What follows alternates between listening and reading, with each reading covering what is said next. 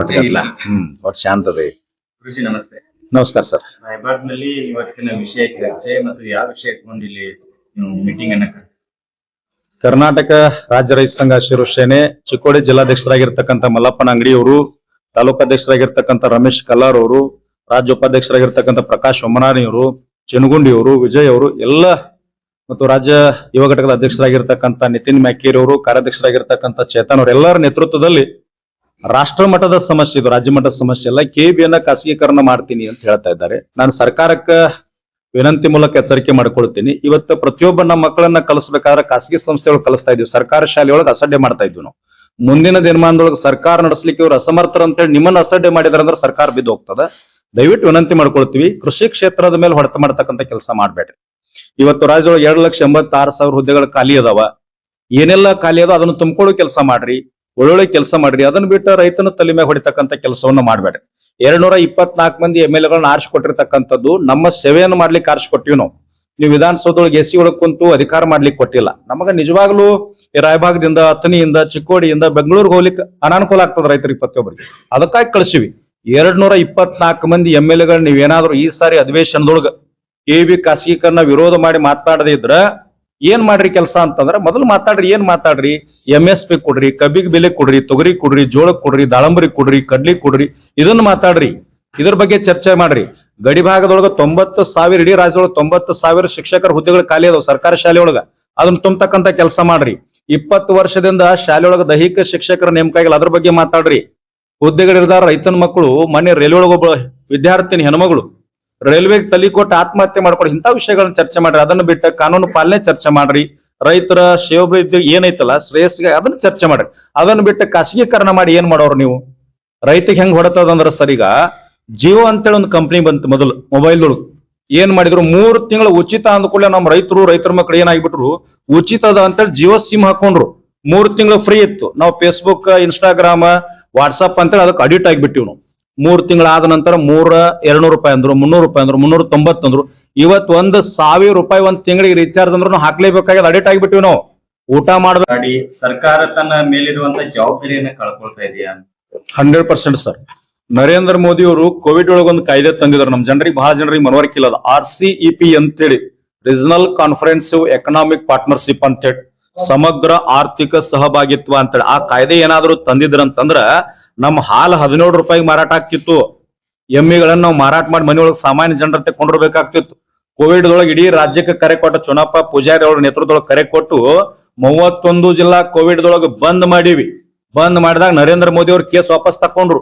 ಎಲ್ಲಾ ಜಿಲ್ಲೆ, ಎಲ್ಲಾ ರಾಜ್ಯದೊಳಗೆ ಬಂದ್ ಮಾಡಿದೀವಿ. ರಾಕೇಶ್ ಟಿಕಾಯತ್ ಅವ್ರ ನೇತೃತ್ವದೊಳಗ, ನಮ್ಮ ರಾಜು ಶೆಟ್ಟಿ ಅವ್ರ ನೇತೃತ್ವದೊಳಗೆ ಹಿಂಗೆಲ್ಲಾ ರಾಜ್ಯಗಳು ನಮ್ಗೆ ಸಹಕಾರ ಕೊಟ್ಟು ಕಾಯ್ದೆ ಹಿಂದ್ ತಕೊಂಡ್ರು. ಇದು ಕೂಡ ಮಾಡ್ತಾ ಇದಾರ. 31 ಜಿಲ್ಲೆಗಳನ್ನ ಸಹಭಾಗಿತ್ವದೊಳಗೆ ಯಾವ್ದಾದ್ರು ನ್ಯಾಷನಲ್ ಹೈವೇ ಬಂದ್ ಮಾಡಿ ನಾವು ಬಿಗಿ ಮಾಡಿದ್ರೆ ಇದು ಕಾಯ್ದೆ ಹಿಂದೆ ಹೋಗ್ತದ. ನಾನು ಸರ್ಕಾರಕ್ಕೆ ವಿನಂತಿ ಮಾಡ್ಕೊಳ್ತೀನಿ, ಇಂತ ಅಸಡ್ಡೆ ಕಾಯ್ದೆಗಳನ್ನ ತರಲಿಕ್ಕೆ ನೀವು ಅಸಮರ್ಥರದಿರಿ. ಸರ್ಕಾರ ನಡೆಸಲಿಕ್ಕೆ ಅಸಮರ್ಥರದಿರಿ.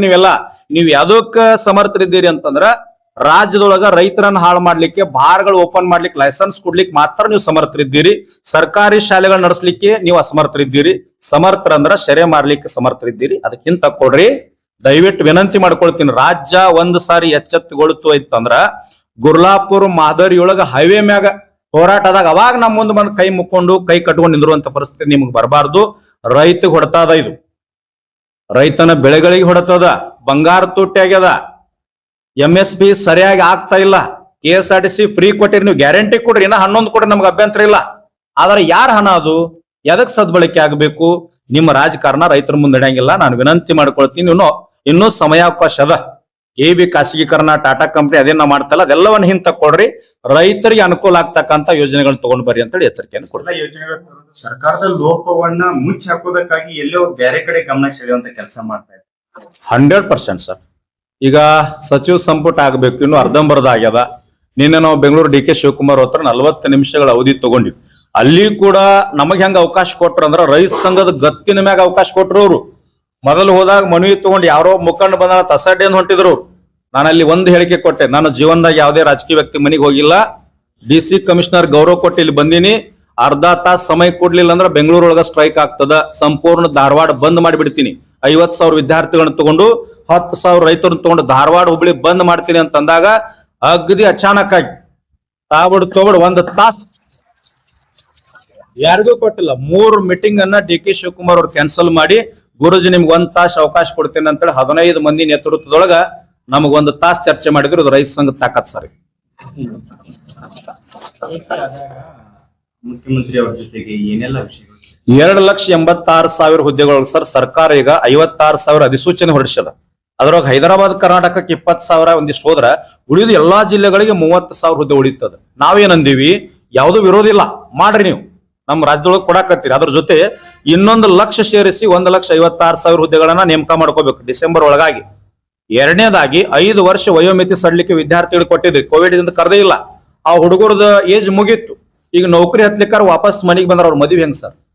ಅವ್ರು ಕೃಷಿನೂ ಮಾಡ್ಲಿಕ್ಕೆ ಸಾಧ್ಯ ಇಲ್ಲ. ಅದಕ್ಕೆ ಇನ್ನೊಂದು ವರ್ಷ 1,56,000 ಹುದ್ದೆ ಒಳಗ ಇನ್ನೊಂದು ಅವಕಾಶವನ್ನು ಈ ರಾಜ್ಯದ ಪ್ರತಿಯೊಬ್ಬ ವಿದ್ಯಾರ್ಥಿ ಕೊಡ್ಬೇಕಂತ ಹೇಳು.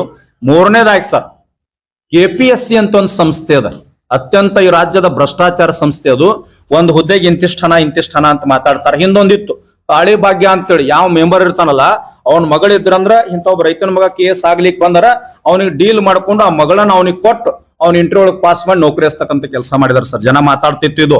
ಅದಕ್ಕೆ ನಾವೇನ್ ಹೇಳಿ, KPSC ರದ್ದು ಮಾಡ್ಲಿಕ್ಕೆ ಬರೋದಿಲ್ಲ, ಸಂವಿಧಾನಬದ್ಧ ಸಂಸ್ಥೆ ಅದು. ಆ ಎಲ್ಲಾ ಮೆಂಬರ್ ಗಳನ್ನ 10 ವರ್ಷದ ಆಸ್ತಿ ಎನ್ಕ್ವೈರಿ ಮಾಡಿ ಅವ್ರ ಆಸ್ತಿಯನ್ನ ಏನು ಭ್ರಷ್ಟಾಚಾರ ಹಣ ಐತಲ್ಲ ಅದಂತ ಸರ್ಕಾರಕ್ಕೆ ಹಾಕೊಡ್ರಿ. ಮತ್ ಭ್ರಷ್ಟಾಚಾರದಿಂದ ಹಣ ಕೊಟ್ಟು ಯಾವ್ಯಾವ ಅಧಿಕಾರಿಗಳು ನೇಮಕ ಆಗ್ಯಾರಲ್ಲ ಅವ್ರನ್ನೂ ಕೂಡ ಅಮಾನತ್ ಮಾಡಿ ಆ ಹಣ ತಂದು ಸರ್ಕಾರಕ್ಕೆ ಹಾಕೋರಿ. 5 ಮಂದಿ ನಿವೃತ್ತ ನ್ಯಾಯಾಧೀಶರ ನೇಮಕದೊಳಗ ಮುಂದಿನ ರಾಜ್ಯದ ಯಾವುದೇ ವಿದ್ಯಾರ್ಥಿ ನೌಕರಿ ಮಾಡಿದಾರ ಆ ವಿದ್ಯಾರ್ಥಿಯನ್ನು ₹1 ಹಣ ಇಲ್ದವ್ ನೌಕರಿ ಮಾಡ್ಕೊಂಡ್ರಿ ಅಂದ್ರೆ ಭ್ರಷ್ಟಾಚಾರ ಮುಕ್ತ ಅಲ್ಲಿ ಆಗ್ತದೆ.